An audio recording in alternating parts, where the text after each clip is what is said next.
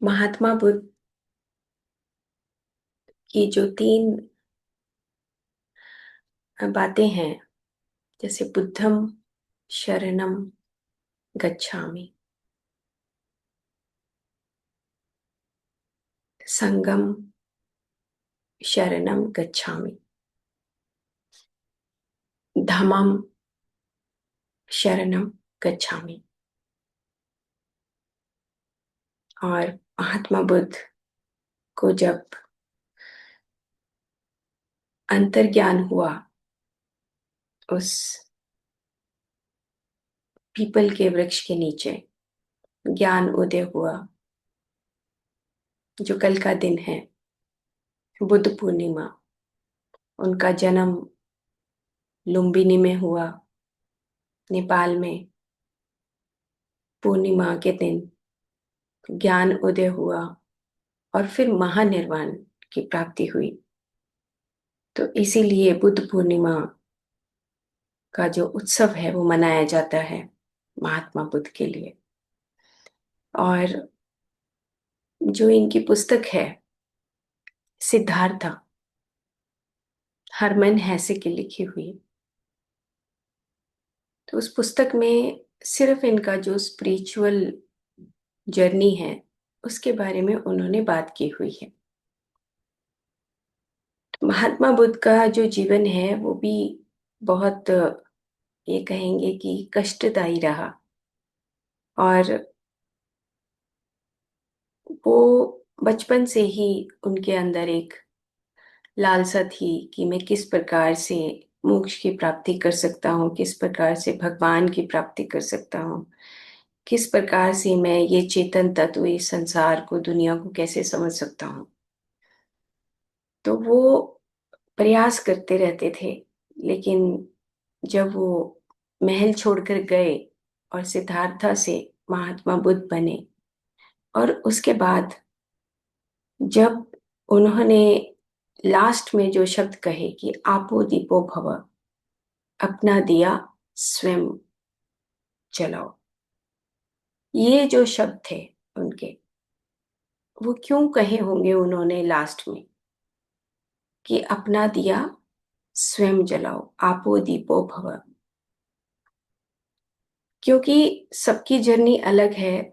उनको ये पता लग गया था, और उनको ये भी पता था कि जब तक हम खुद में अंदर से कुछ नहीं करेंगे तब तक हमारे अंदर का दिया कोई और नहीं जला सकता, हम बाहर कितना ही भटक लें। तो उन्होंने घंटियां बजाने के माध्यम से, चैंट करने के माध्यम से, भिक्षुक बनने के माध्यम से, व्रत रखने के माध्यम से, सारे उन्होंने एक्सपेरिमेंट करके देखे। लेकिन बाद में उन्होंने कहा कि you experiment on your self. Siddhartha जो पुस्तक है उसमें लिखा है कि तुम अपने ऊपर खुद के अंदर देखो कि तुम अपनी जर्नी को किस तरीके से आगे बढ़ा सकते हो। तो बुद्धम शरणम गच्छामि, तो बुद्ध, बोध होना, एनलाइटनमेंट होना, यानी कि जब हमें बोध हो जाए, हम जागृत हो जाएं, बुद्धम शरणम गच्छामि। तो अपनी ही उस शरण में जाना, अपनी शरण, यानी कि अहम ब्रह्मास्मि, कि मैं ही ब्रह्म हूं, ये ज्ञान होने लगना कि मैं शरीर नहीं हूं, ये ज्ञान होने लगना, एनलाइटनमेंट की तरफ जाना।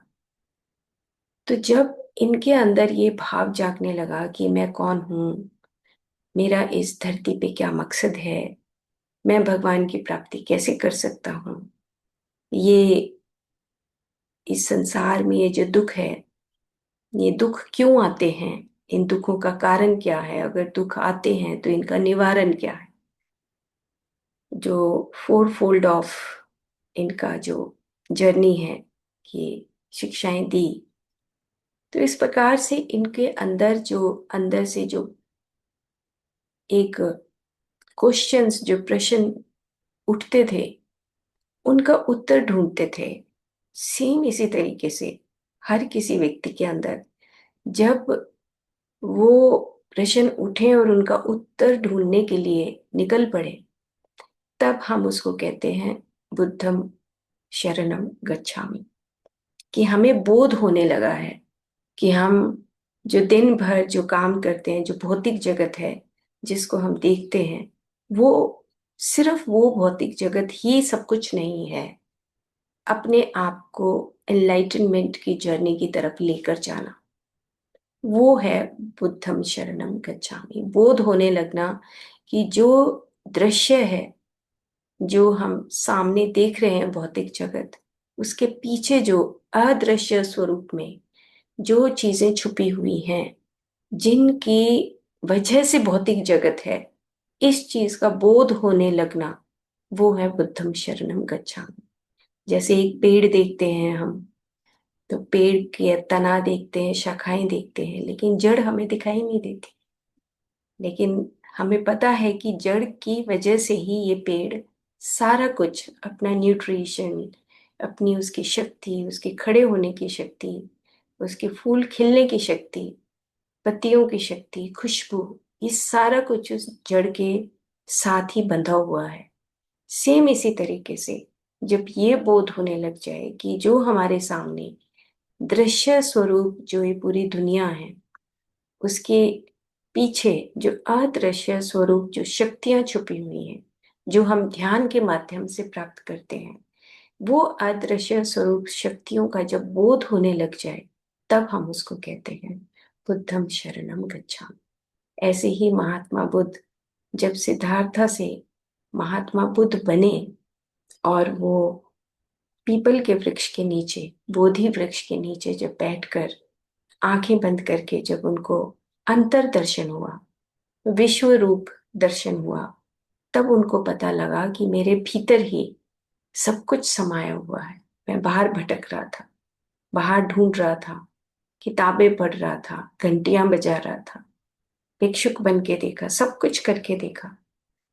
तो बाद में उनको पता लगा, जो ये सामने हम पिक्चर देख रहे हैं, कि उनके बैठने का जो स्थिति है, हाथ में हाथ रखना, पैरों को सुखासन में रख देना, और आंखें बंद करके अपने भीतर से अपने ही उस विश्व के दर्शन करना। दर्शन मतलब एक चीज हमें क्लियर होनी चाहिए कि दर्शन मतलब अंदर का दर्शन।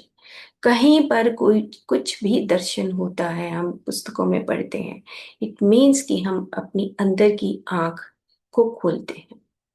अंदर की आंखों को खोलना बुद्धम शरणम गच्छामि। जब हमें अंदर की उस भौतिक जगत की आंखें बंद हो जाना, एक आंख मन की आंखें बंद होना, दूसरी आंख, और अंतर्दर्शन होना, तीसरी आंख। तीसरी आंख का मतलब होता है कि जब हमें अंदर से बोध होने लगना कि ये जो पूरी दुनिया है, जो जीव हैं, उनके अंदर जो चेतन समाया हुआ है, ये जैसे मेरे भीतर है ऐसे ही सबके अंदर समाया हुआ है, ये बोध होने लग जाना, तब हम उसको बुद्धम शरणम गच्छामि बोलते हैं। तो उन्होंने कहा कि आपो दीपो भव, अपना दिया स्वयं जलाओ। अब हम क्या करते हैं अमूमन, कि हम सहारा लेते हैं, हम यूट्यूब का सहारा लेते हैं, कभी हम दोस्तों का सहारा लेते हैं ना, कभी हम और सहारे ढूंढते हैं, अलग अलग जगह पर जाते हैं, मंदिरों में जाते हैं। ऑफ कोर्स वहाँ पे शक्तियाँ होती हैं, एनर्जीज होती हैं, हम कहीं वर्कशॉप्स में जाते हैं, सब कुछ है, आप जाइए वहां पर। लेकिन फिर एट लास्ट महात्मा बुद्ध बनने के लिए, हमें खुद में बुद्ध बनने के लिए, खुद में आपो दीपो भव, अपना दिया खुद जलाना पड़ेगा। खुद में अंदर आंख बंद करके हमें अपने आप को ढूंढना पड़ेगा कि तुम कौन हो। तो एक्सपेरिमेंट ऑन योर सेल्फ, इसका मतलब बुद्धम शरणम गच्छामि। तो उनका ये जो वाक्य है बुद्धम शरणम गच्छामि, अमेजिंग है कि आप एनलाइटन हो। और अगर एनलाइटन हो, तो फिर धम्मम शरणम गच्छामि, जो व्यक्ति एनलाइटेंड हो जाता है उसको धर्म बताने की जरूरत नहीं होती, वो धर्म खुद उसको आने लगता है। धम्मम शरणम गच्छामि। धर्म क्या है ये उसको खुद समझ आने लगता है। उसको जब पूरा ब्रह्मांड अपने भीतर दिखने लगता है तो ब्रह्मांड के नियम उसको समझ आने लगते हैं। और जब उसको नियम समझ आने लगते हैं तो इसका मतलब ये हुआ कि उसको इस ब्रह्मांड के धर्म समझ आने लगता है, कि उसके भीतर वो ज्ञान का उदय होने लगता है। यानी कि एनलाइटनमेंट के बाद हमारे भीतर वो ज्ञान चक्षु खुल जाता है। जब ज्ञान चक्षु खुलता है तो हम तब बोलते हैं धम्मम शरणम गच्छामि।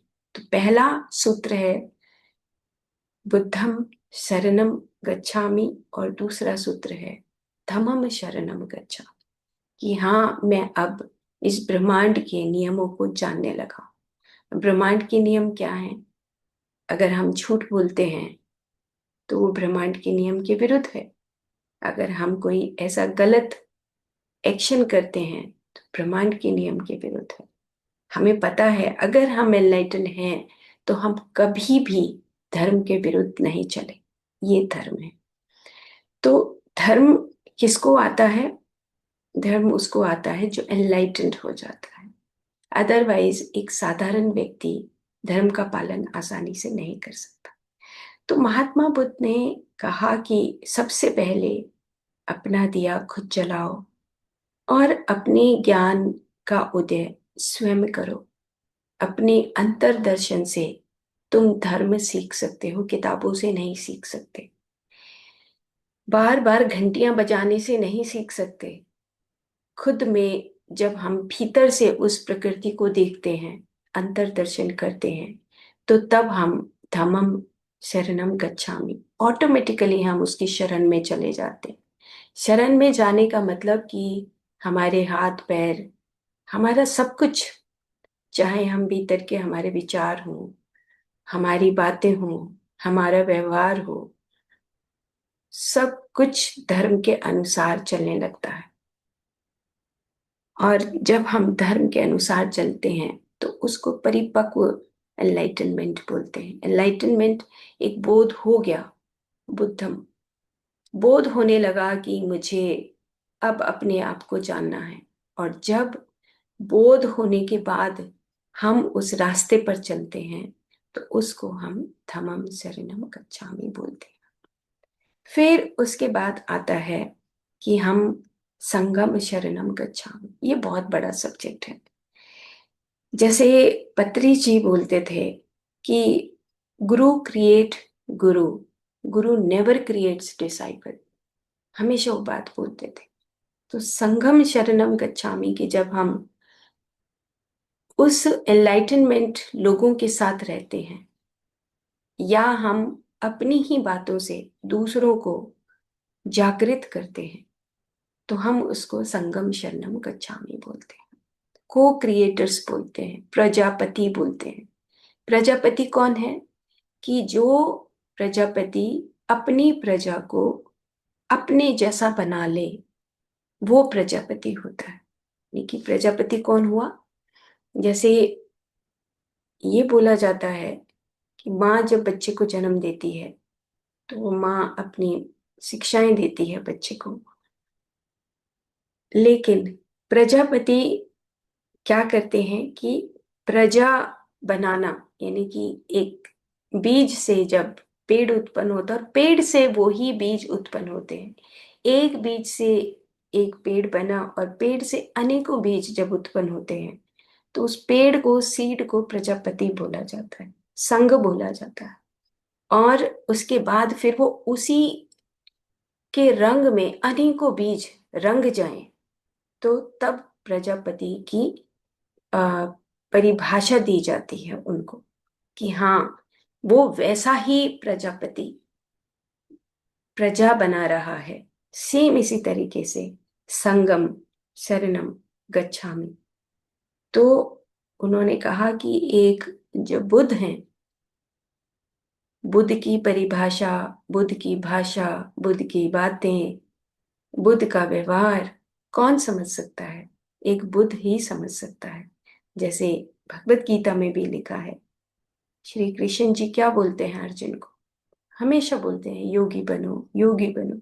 एक योगी की भाषा एक योगी ही समझ सकता है, एक साधारण व्यक्ति नहीं समझ सकता। तो जब हम बुद्ध बनते हैं, बोध होने लगता है और तीसरी आंख खुलने लगती है, ज्ञान की, ज्ञान चक्षु, ज्ञान का उदय होने लगता है, तब फिर हम संगम शरणम गच्छामि, संग करते हैं। संग कैसे करते हैं? कि जब हम यहाँ से बाहर जाते हैं, अपने ऑफिस में जाते हैं, घर के काम करते हैं, दोस्तों से मिलते हैं, वर्कशॉप्स अटेंड करते हैं, कहीं पर भी जाते हैं, तो हमारे खुद के उस चाल चलन से, खुद की बातों से ये प्रकट होने लगता है कि ये एक प्रजापति है, इसके पास वो एक एनलाइटेंड व्यक्ति है, और उसकी सराउंडिंग में जो उसका ऑरा है, उसके ऑरा के अंदर जो भी आता है वो उसी रंग में रंग जाता है। तो ये कहते हैं कि कुशीनगर में जहाँ पर ये साधना करते थे और अपनी शिक्षाएं देते थे महात्मा बुद्ध, तो कहते हैं कि किलोमीटर के किलोमीटर उनके ऑरा में, कुछ बोलते हैं कि 7-8 किलोमीटर की ऑरा, ऐसे अलग अलग पुस्तकों में अलग अलग ऑरा के फील्ड लिखे हुए हैं महात्मा बुद्ध के। तो जब संगम शरणम गच्छामि, जो उनकी शरण में बैठता है, उनके साथ बैठता है, क्योंकि उन्होंने मित्रता को बहुत बड़ा स्वरूप दिया है, मैत्रेयी बुद्धा करके, कि मित्रता सबसे बड़ा, हम कहेंगे कि एक, इस पूरी दुनिया में हमें मित्रता करनी चाहिए, मैत्रेयी बुद्धा करके। कि उन्होंने कहा कि गुरु क्रिएट्स गुरु, जैसे कहा, ऐसे कोई शिष्य नहीं है, तुम अपना दिया खुद जलाओ, कोई मेरे अंडर काम नहीं करेगा, मेरे साथ काम करेगा, इस तरह का उन्होंने बताया है।